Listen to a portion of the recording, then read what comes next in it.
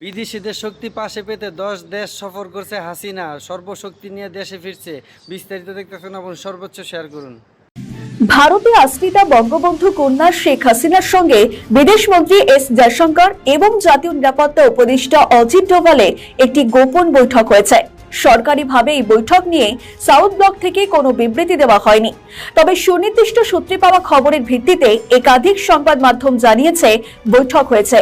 বৈঠকে আলোচনা হয়েছে বাংলাদেশের প্রাক্তন প্রধানমন্ত্রী দেশে ফেরা নিয়ে। বৈঠক শুরু হয় রাত 10টার পরে। আর এই বৈঠকের কয়েকদিন আগে প্রধানমন্ত্রী মোদীকে ফোন করেছিলেন হাসিনা। ফোনে তিনি নমকে দ্রুত তার দেশে ফেরার ব্যবস্থা করতে বলেন।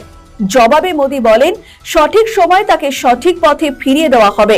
তার স্বার্থ যাতে কোনোভাবে বিঘ্নিত না হয় সেটাকে সর্বাধিক গুরুত্ব দেওয়া হচ্ছে।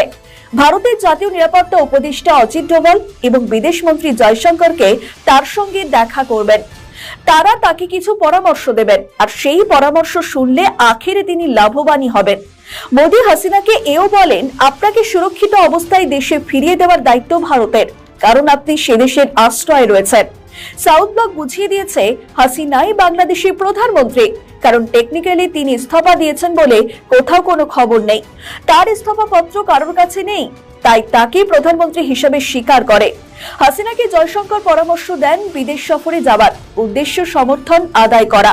যে কটি দেশে হাসিনাকে যাওয়ার পরামর্শ দেওয়া হয়েছে সেই দেশগুলি হলো রাশিয়া, দক্ষিণ আফ্রিকা, ব্রাজিল, চীন, গ্রিস, আর্মেনিয়া এবং অস্ট্রেলিয়া। সফর 10 দিনের। সফর শুরু হবে রাশিয়াকে দিয়ে, দিল্লি ফিরবেন চীন হয়ে। সূত্রের খবর, এই বৈঠক চলাকালীন অজিত ডোভালের কাছে ভারতের সামরিক গোয়েন্দাদের তরফ থেকে একটি ফোন আসে। ফোনে বলা হয়, সেনাবাহিনীর বেশ কয়েকজন প্রাক্তন এবং কর্মরত সেনা সদস্যদের